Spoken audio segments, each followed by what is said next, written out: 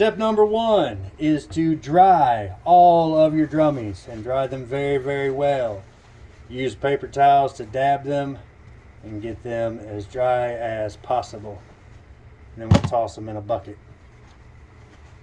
We're going to do this to each of these before we move on to the next step.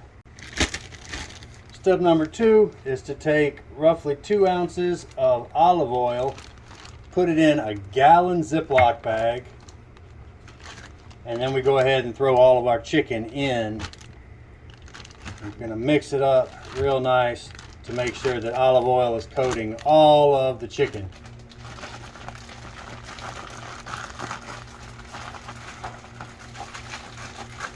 And make sure that all of our legs are coated. We do that pretty much just by shaking it up real good. Then we throw in our seasonings. Our seasonings are going to be pepper, garlic salt,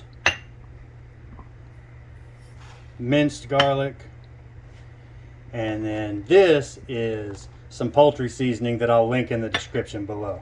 After we zip it up, again, we mix it all up and make sure that everything is coated in our seasonings. I recommend using Ziploc bags just because they're strong enough to handle the amount of movement you're going to be doing here. And get in there with your hands and really just move the seasonings around. You want to get them good and coated all the way around. If you don't have a rack in your flat pan, you can go ahead and line it with aluminum foil and then spray the aluminum foil with something that's going to be anti-stick. For me though, I've got a rack that sits up top on mine, so I just leave it like so. And we're going to place all of these on a single pan, alternating direction as we go. And a 5-pound bag of drummies is just enough to fill up one of my large pans. And now we're going to preheat our oven to 425 and we're going to throw these in for 45 minutes or until the skin is golden brown. That's how we get that crispy skin.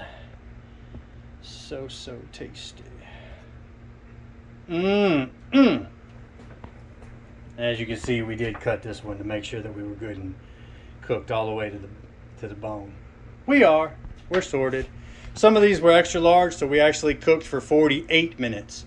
But like I say, just watch the skin and it'll never do you wrong.